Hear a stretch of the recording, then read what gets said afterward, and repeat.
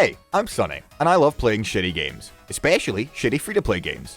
Something within me causes me to check the newly released Steam free-to-play section almost daily. I've played a lot of stinkers, and I'd like to save you from making the same mistakes I do on a daily basis. Welcome to the next bad game in 3, Ironsight.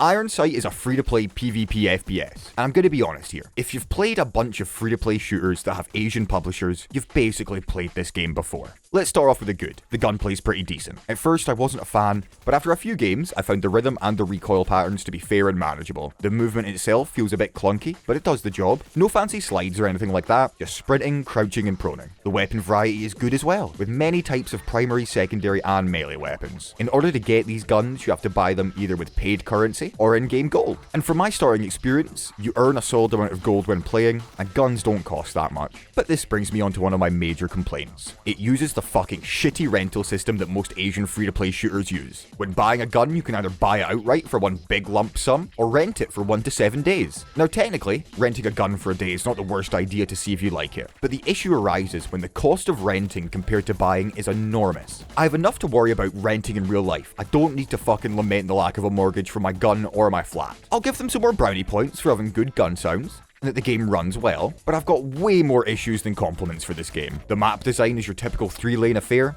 and some maps have cool gimmicks, like a moving train or a boat that you can jump on. But holy fuck, the spawns in this game are garbage. If you're paying attention to the background footage, you can see that people are spawning next to each other, spawning in view of each other, or someone is spawning behind you 2 seconds after you spawn. Overall, it's just fucking disgusting, and I don't know how it made out of production like this. And if the spawns aren't fucking you over, the garbage netcode will. I've played a lot of first-person shooters with mixed netcode, but I've never been killed so many times behind a wall or before I've even gone round the wall. Like shot by someone I can't see yet. Jumping away from gameplay to monetization, on one hand, it's fair as paying doesn't speed up progression, but on the other hand, it's loot boxes mixed with the shitty rental system. Looking around, there are so many players that drop 20 quid for some loot boxes, and even if they get the skin they want, there's a good chance it's gonna be a fucking rental skin. I mean, let me repeat that for those in the back. You paid real money for a chance to get a skin, but even if you get that skin, there's a chance it could be a rental for 7 days. Fuck that.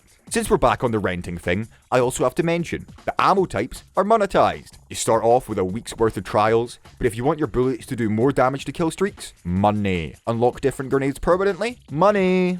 More than 3 loadout slots, you guessed it, money. Jumping into the pros and cons here. Pros: good sounds, cool map gimmicks, decent gunplay, you can unlock all the weapons for free, and it runs well. The cons: rough netcode, like atrociously bad, confusing UI, bad spawns, the shitty rental gun system, the worst version of loot boxes I've seen in any game, monetized ammo types, and the movement feels clunky. Ironsight is a decent game that's let down by terrible monetization systems, bad netcode, and just not doing anything unique for itself. All in all, I give Ironsight a go play Black Ops 2 instead out of 10.